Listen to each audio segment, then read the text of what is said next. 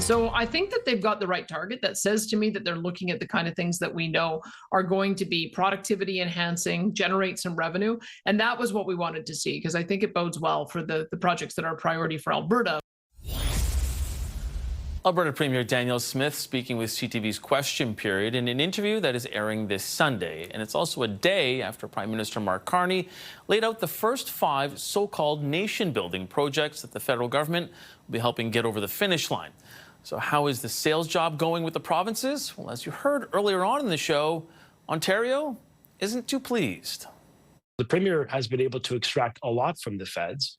But I guess the message today is it's just not enough. It's a good step forward on one piece of the pie, but on large-scale nuclear and small modular reactors, and likewise pipelines, we want to see more action. And that's why this fall is a critical time for the federal government to deliver on their word to the people of Ontario.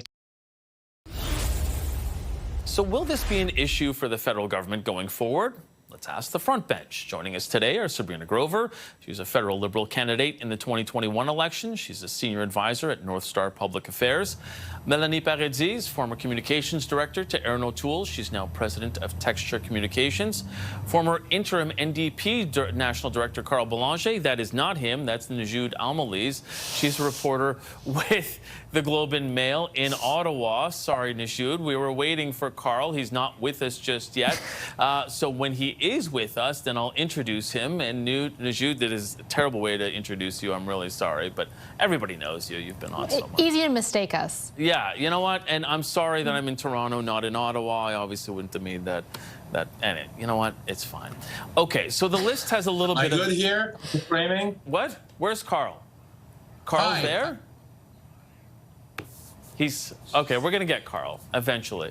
The list has a little bit of thing on it and sprinkles projects right across the country. But has the government really been able to sort of sell their strategy effectively? Sabrina, Ontario wasn't pleased with the list. Does Carney risk causing a rift with Doug Ford?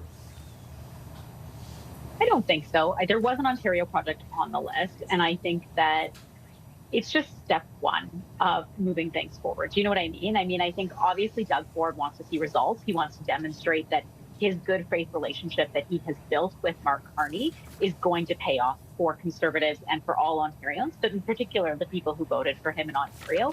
But I think things will come. I think it is positive to see that this project list has come out so quickly after having that major projects office open.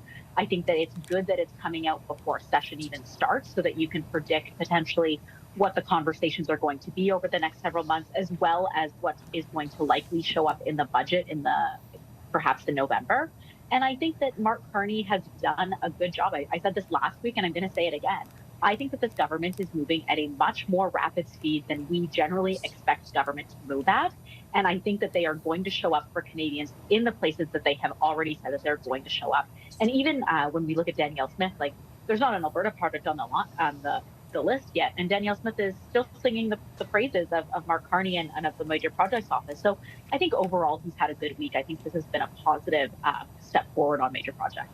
Yeah, and there is a path to Pathways Plus for Premier Smith, and maybe that's why she is quite content with it. There's Carl, everybody, by the way. He's the president of Traction Strategies, just so that I get that plug right in there for him. Before we go to you, Carl, I'm going to go to Melanie. A number of Conservative premiers are supportive of these projects. We've heard a lot of them talk about them, and I don't think anyone really had Danielle Smith's comments on their bingo card when we started all of this process. Do you think it makes it tougher for the newest Alberta MP, Pierre Poilievre, to criticize them when you consider all of these Conservative premiers are on board? This is always a problem for the leader of the opposition. When you have a government that is, doling out large sums of money, likely, and helping provinces to get major projects approved. Of course, the premiers, they all know where their bread is buttered. Like, this is how politics works. So, of course, they're getting along really great right now. That might not last forever because we'll see how fast they're able to actually move on this. And even this major projects list, I found this to be rather unambitious. Most of these, like the 5 projects that they put forward, those were all going to move forward anyway. Those were projects that they really didn't need a whole lot of help. And in any other government, in any other time, I think that those projects would have moved along pretty quickly too. And so what the Major Projects Office really should be doing is helping projects that actually need additional support. Najud, what do you think of that? Did they take the easy way out here in terms of projects that they knew they can just sort of nudge over the finish line? Well, I think it helps that now they can enter Parliament and say, "Hey, we announced some projects." And so, yes, going for the easier projects makes it a lot easier for them to do that next week in the House of Commons. Now, obviously, this is as they say, the first tranche of projects, and so we'll see what comes next. But the main challenge for the government ahead is selling Canadians on these projects and the economic benefits that the government says will come from them. Because, frankly, if they are successful in moving these projects along, the benefits will happen over a longer period of time. Meanwhile, right now we're seeing the Canadian economy slow down because of tariffs. Unemployment is going up, and so those are going to be issues that the Conservatives are going to jump on in Parliament. And so it's going to be important for the government to find a way to convince Canadians, no, wait, but we have something coming down the pipeline, no pun intended. Yeah.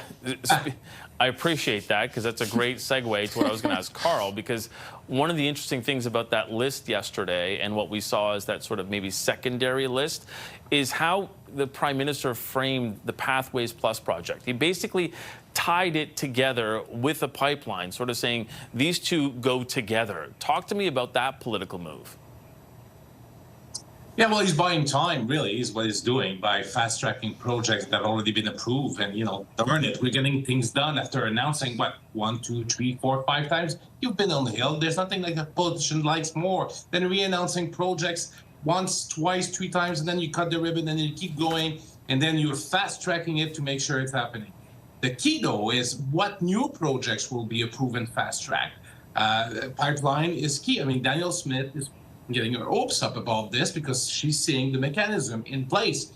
But the mechanism has not been proven. And furthermore, we're going to have court challenges. We're seeing one in Ontario. There's one in Quebec. I expect more coming in Saskatchewan and in BC too. So that will be the litmus test for this government. Can they actually get this done by circumventing other laws that are in place to protect the environment, to make sure First Nations are respected, and so on and so forth?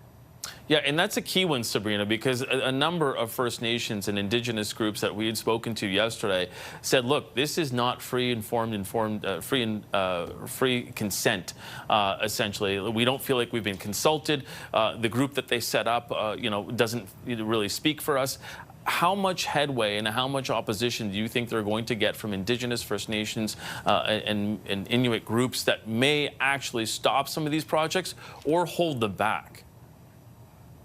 Yeah, I think what we saw in spring when Bill C-5 was first announced was really just the tip of the iceberg in terms of where I think First Nations could potentially blockade some of these projects, and well within their ability to do that based on free and informed prior consent and the engagement and consultation pieces. So I think that is something that the government really needs to have a robust plan for. And that is where I do think relationships with the premiers and making sure that they do have those deep provincial relationships and ties is going to be supported, right? Because it's not something that's just going to be a one-on-one conversation or it's going to be one and done. Like, that's not going to work. We know that's not going to work, and people are not going to accept that. And I think in order to prevent it from becoming both a communications nightmare and an actual project nightmare, they need to make sure they have these conversations and that they actually plan for them. And that's one of the things it's not clear to me that the Major Projects Office has in its sights is what does the plan look like for this engagement, and like how does that affect the project timeline? Melanie, what do you think of that?